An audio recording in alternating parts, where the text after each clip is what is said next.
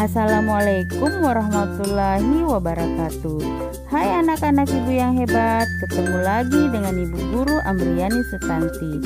Kali ini ibu akan membawakan materi kelas 6, tema 4 globalisasi, subtema 1 globalisasi di sekitarku, pembelajaran pertama. Kita berada di era globalisasi. Dapatkah kamu menyebutkan dan menjelaskan fakta tentang globalisasi yang ada di sekitarmu?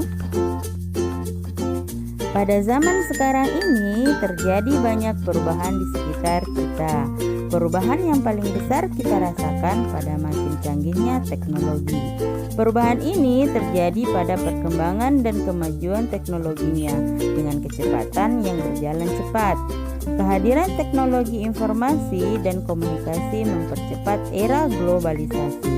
Globalisasi adalah proses menyatunya warga dunia secara umum dan menyeluruh menjadi kelompok masyarakat. Dengan adanya ilmu pengetahuan dan teknologi yang berkembang pesat, terciptalah alat transportasi dan komunikasi. Hal ini memungkinkan manusia dapat berhubungan satu sama lain walaupun jaraknya sangat jauh. Globalisasi memungkinkan beragam produk dari negara lain yang dapat kita temui, seperti batik dari Indonesia, karpet dari Turki, boneka dari Tiongkok, mobil dari Jepang, jam tangan dari Swiss, dan susu dari Selandia Baru. Perkembangan komunikasi dan transportasi menjadikan barang-barang tersebut mudah ditemui di negara lain. Pada era globalisasi ini, Indonesia juga melakukan kerjasama dengan negara lain, termasuk dengan negara-negara ASEAN. Bagaimana peran Indonesia dalam kerjasama di bidang sosial budaya dengan negara-negara ASEAN? Sebagai latihan, carilah informasi tentang berbagai bentuk kerjasama di bidang sosial dan budaya yang dilakukan oleh Indonesia dengan negara-negara ASEAN. Kamu bisa mencari informasi tersebut di berbagai media, seperti surat kabar, majalah, atau artikel-artikel berita di media elektronik. Tahukah kamu, listrik mempunyai peranan penting di era globalisasi? Bagaimana produksi listrik di era globalisasi ini? Ayo kita diskusikan.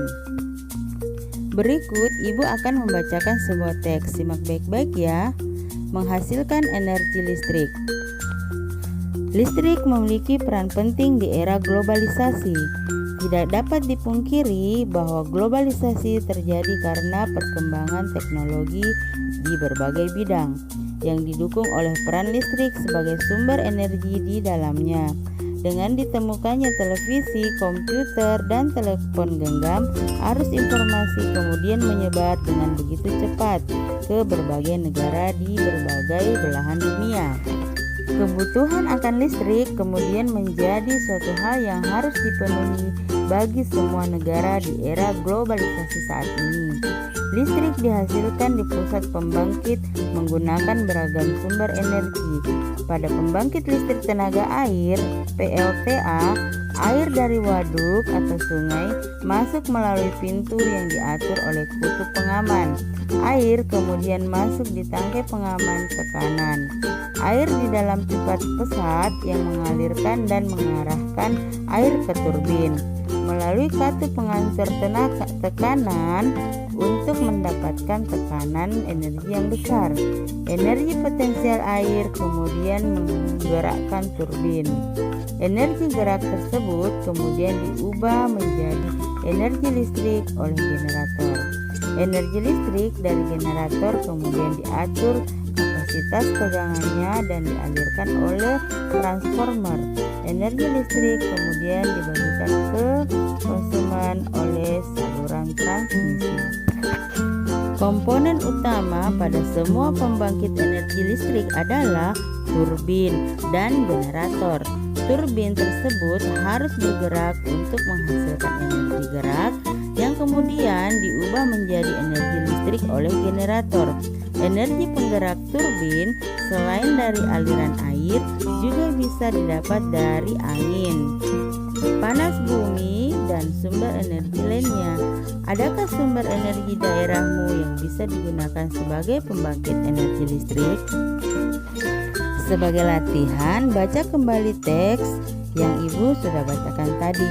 Tuliskan informasi penting dalam setiap paragraf pada diagram berikut.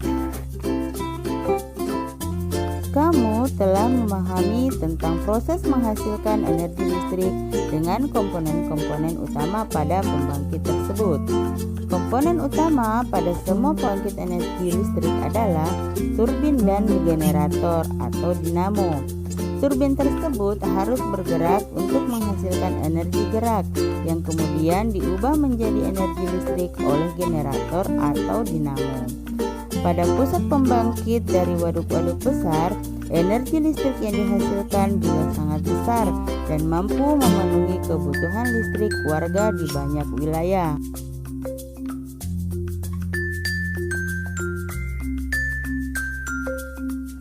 Di daerah pedesaan yang belum terjangkau aliran listrik dari pemerintah, warga terkadang membuat pembangkit listrik secara mandiri dengan memanfaatkan aliran air dari sungai atau air terjun yang ada di daerahnya.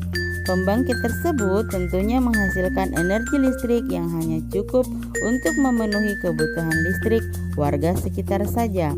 Pembangkit listrik tersebut dinamakan pembangkit listrik mikrohidro yang memanfaatkan sumber energi alternatif dari aliran air yang ada di lingkungan sekitar.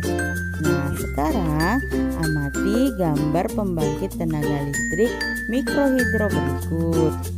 Cermati kembali proses menghasilkan energi listrik pada teks sebelumnya yang Ibu bacakan tadi. Tuliskan proses dihasilkannya energi listrik oleh pembangkit listrik mikrohidro. Kamu dapat menambahkan gambar pada tulisanmu. Demikian video pembelajaran Ibu kali ini. Nantikan video pembelajaran Ibu selanjutnya. Sampai jumpa. Wassalamualaikum warahmatullahi wabarakatuh.